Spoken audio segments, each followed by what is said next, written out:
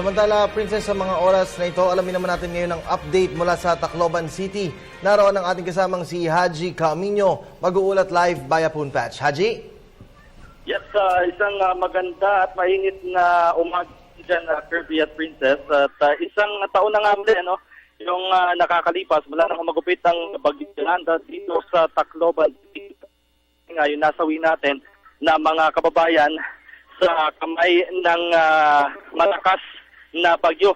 At meron counter-base sariwa pa sa isip ng kayang survivors dito yung nangyaring trahedya at yung pagkasawi nga na kanilang nga niyan ay isang commemorative walk yung ginanap kaninang alas 5 umaga bilang nung tinatawag nating unang anniversary sa paggunita ng gupit ng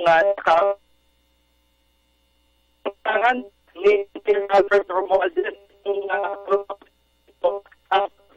dito yung mga membro ng tindahan at yung mga kababayan ng survivors at yung kasama ko yan sa pagkagupit nga ng Bagyong Yolanda ni 2013.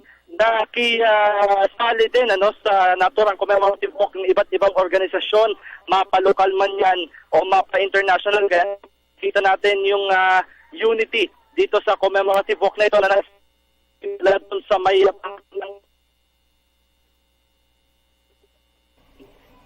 bahagi ng City Hall. Kanina ay Albert Romualdez at sinabi nga natin na itong commemorative walk na kanilang isinagawa ay bilang pag-alala nga sa mga kababayan na hagupit yung Yolanda. Pagdating natin dito sa Tacloban City Hall, Kirby, ay nagsagawa ng isang maikling panalangin para sa mga sumakasang nating mga kababayan.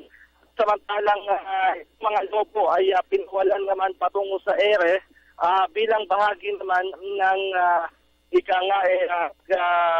deklara ng rest in peace yung ating mga kababayang nasawi. Samantala, sa iba't ibang bahagi ng probinsya ng Leyte at Samar, Kirby, ay sinagawa din yung mga ganitong klaseng seremonya, yung mga pag-aalay ng bulaklak, yung pagsasagawa ng mga commemorative walk at maging yung pagtunog ng kampana ng simbahan at ng siren ay isinagawa rin sa iba't ibang bahagi. Kabilang ng ariyan yung mga bayan ng Tolosa, ng Tanawan at ng Palo dito pa rin sa Leyte at samantalang sa Basay naman sa lalawigan ng Samar. Dahil alam naman natin na noong nakaraang taon ay matindi rin yung hagupit ng Bagyong Yolanda sa mga naturang bayan. Inaasahan natin na hanggang mamayang gabi ay magkakaroon pa din ng iba't ibang aktibidad dito gaya na lamang ng mga video at film showing. Samantalang meron din isasagawa na candle lighting ceremony.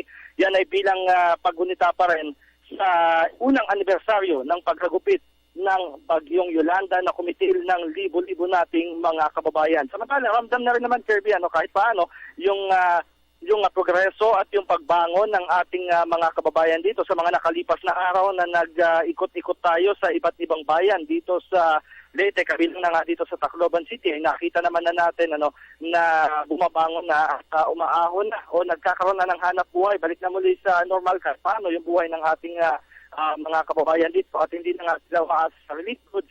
At sila na mismo yung naghahanap buhay ng sa gayon ay sila ay makasurvive. Mamaya siguro, Kirby, babalik muli tayo para magbigay ng update kaugnay pa rin ng paggunita ng unang anibersaryo na paghagupit ng Bagyong Yolanda dito sa Tacloban City. So kasama ko pa din si Albert Elona, si Joel Mamaril, si Andy Macapagal at para sa Telebisyon ng Bayan, ako po si Haji Camino.